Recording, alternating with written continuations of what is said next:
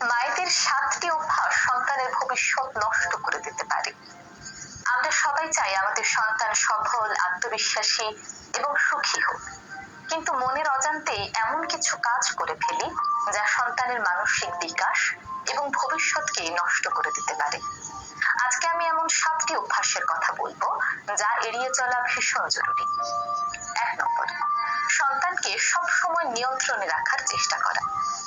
অনেক মায়েরা মনে করেন সন্তানকে সবসময় নিয়ন্ত্রণে রাখা, নিজের মতো করে চালানোই সঠিক সিদ্ধান্ত। সন্তান কি পড়বে, কি খেলবে, কার সাথে মিশবে, সে কি কি করবে, সবকিছু মায়েরা নিজের সিদ্ধান্তে চালনা করার চেষ্টা করেন। মনে করেন এটাই সম্ভবত সন্তানের জন্য মঙ্গল বয়ে আনবে, কিন্তু এটি একটি ভুল ধারণা। এমন ভাবে সন্তানকে চালালে আপনার সন্তান আত্মবিশ্বাস হারিয়ে ফেলবে। এতে করে সন্তান নিজের চিন্তা ভাবনা এবং নিজের মতো করে সিদ্ধান্ত নেওয়ার ক্ষমতা হারিয়ে ফেলে। ফলে বড় হয়ে তারা স্বাধীনভাবে বাঁচতে ভয় পায়, যে কোনো সিদ্ধান্তের জন্য অন্য কারো উপর নির্ভর করে, সুন্দরভাবে সঠিক কোনো সিদ্ধান্ত নিতে পারে না। তাই আজ থেকেই এই অভ্যাসটি বাদ দিতে হবে। 2 নম্বর, সন্তানকে ভুল করতে না দেওয়া। ভুল মানুষের জীবনেরই একটি অংশ। মানুষ ভুল থেকেই শিক্ষা গ্রহণ করে, কিন্তু মা হিসেবে আপনি যদি আপনার সন্তানকে কোনো রকম ভুল করতে না দেন কিংবা ভুল হলেই প্রতিনিয়ত তাকে বকাঝকা করতে থাকেন, তাহলে আপনার সন্তান জীবনে ঝুঁকি নিতে ভয় পাবে। সন্তান জীবনে যদি ঝুঁকি নেওয়া বন্ধ করে দেয়, তাহলে কিন্তু শেখার পথও বন্ধ হয়ে যায়। ঝুঁকি নেওয়ার মাধ্যমেও কিন্তু তারা নিত্য নতুন অনেক কিছু শিখতে পারে। ভুল হলেই যদি আপনি তাকে বকাঝকা করতে থাকেন, তাহলে একটা সময় পর সে ব্যর্থতাকে ভয় পেতে শুরু করবে এবং বড় হলেও ব্যর্থতার কারণে তার মধ্যে এক ধরনের মানসিক অবসাদ তৈরি হবে। তাই সন্তানকে প্রতিনিয়ত ভুল থেকে বাঁচিয়ে রাখা কিংবা ভুল হলে বকাঝকা করা থেকে বিরত থাকতে হবে, বরং তাকে ভুল থেকে কিভাবে শিক্ষা গ্রহণ করতে হয় তা শেখাতে হবে। 3 নম্বর, সন্তানকে অতিরিক্ত প্রশ্রয় দেওয়া। মায়ের আদর সোহাগ সন্তানের শক্তি, কিন্তু সীমাহীন প্রশ্রয় দিলে আপনার সন্তানের জন্য তা ক্ষতির কারণ হয়ে দাঁড়াবে। চাওয়ার আগেই তার সামনে সবকিছু এনে হাজির করে দেওয়া, তার সব ইচ্ছে মুহূর্তের মধ্যে পূরণ করে দেওয়া, এই জিনিসগুলো তার মধ্য থেকে দায়িত্ববোধ ধীরে ধীরে কমিয়ে ফেলে। শিশুরা ধৈর্য হারিয়ে ফেলে। তাছাড়া ভবিষ্যতে কোনো কিছু না পেলে অল্পতেই তারা হতাশ হয়ে পড়ে। এক কথায়, আপনি যখন আপনার সন্তানকে অতিরিক্ত প্রশ্রয় দিয়ে সবকিছু মুহূর্তেই তার চোখের সামনে হাজির করে দেন, তখন তার ভবিষ্যতের জন্য কঠিন একটি সময় রেখে যাচ্ছেন। তার ভবিষ্যতের জন্য আপনি তাকে প্রস্তুত করে যাচ্ছেন না। তাই সন্তানকে কখনোই প্রয়োজনের অতিরিক্ত প্রশ্রয় দেবেন না। 4 নম্বর, সন্তানকে বারবার অন্যের সঙ্গে তুলনা করা। আমাদের দেশে একটি প্রবণতা রয়েছে, মা বাবা সবসময় সন্তানকে পাশের বাসার আরেকজনের সন্তানের সঙ্গে তুলনা করেন।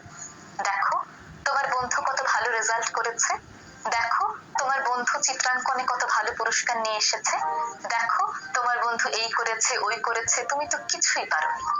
এই ধরনের কথাবার্তা আপনার সন্তানকে জীবনের সামনে এগিয়ে নিতে তো সাহায্য করেই না, বরং তাদেরকে হীনমন্য করে তোলে। তারা ভাবতে শুরু করে তারা কোনো কিছুতেই যথেষ্ট নয়, তারা কখনোই ভালো করতে পারবে না। এই জিনিসগুলো ধীরে ধীরে তাদের মনের ভেতর থেকে আত্মবিশ্বাসকে একেবারেই নষ্ট করে ফেলে। যখন দেখে তারা যাই করে না কেন অন্য কারোর সঙ্গে তাদের তুলনা করা হচ্ছে, একটা সময় পরে গিয়ে তারা চেষ্টা করাই বন্ধ করে দেয়। কারণ তারা মনে করে তারা যতই চেষ্টা করুক না কেন পাশের বাসার ওই ছেলেটির চেয়ে কখনোই ভালো হতে পারবে না। ফলে তাদের আত্মবিশ্বাস যেমন কমে যায়, তেমনি কাজ করার স্পৃহাও কমে যায়। তাই আপনার সন্তানকে প্রতিনিয়ত অন্য কারোর সঙ্গে তুলনা করবেন না, বরং তার নিজের জায়গা থেকে কতটা ভালো করতে পারে তার জন্য সব সময় অনুপ্রেরণা যোগাবেন। 5 নম্বর, নেতিবাচক ভাষা ব্যবহার থেকে দূরে থাকুন। সন্তানকে যদি আপনি সব সময় নেতিবাচক কথা বলেন, বকাঝকা করেন, খারাপ ব্যবহার করেন, তাকে ছোট হিসেবে উপস্থাপন করেন, তাহলে তার মনের ভেতর থেকে আত্মবিশ্বাস কমে যায়, তার মনটা অনেক ছোট হয়ে থাকে। সে মনে করে সে যাই করুক না কেন মায়ের চোখে কখনোই ভালো হতে পারবে না। আপনার এই ব্যবহার ভবিষ্যতে তার মধ্যে রূঢ় মানসিকতার সৃষ্টি করে এবং আপনার এই ব্যবহার তার নিজের মনের মধ্যে যেমন গেঁথে যায়, ভবিষ্যতে ঠিক অন্য মানুষের সঙ্গে সে এই একই আচরণ করে। কারোর সঙ্গে সুন্দরভাবে নিজেকে উপস্থাপন করতে পারে না, বরং এই রূঢ় ভাষাকেই তারা স্বাভাবিক মনে করতে শুরু করে। সন্তানের মতামতকে অগ্রাহ্য করা। কিংবা না শোনা। সন্তান অনেক সময় অনেক মতামত দেয়, অনেক সময় মায়েরা তাদের সেই মতামতকে কোনো রকম গুরুত্বই দেন না। আমি বলছি না সন্তানের দেওয়া সকল মতামত আপনাকে মেনে চলতে হবে, বরং সন্তান যখন কোনো মতামত দিচ্ছে, কোনো কথা বলছে, মন দিয়ে তার সেই কথা শুনুন। সঠিক হলে সেই কাজটি করার চেষ্টা করুন, আর ভুল হলে সুন্দর করে তাকে বুঝিয়ে বলুন, কিন্তু কখনোই সন্তানের কথাকে অগ্রাহ্য করবেন না।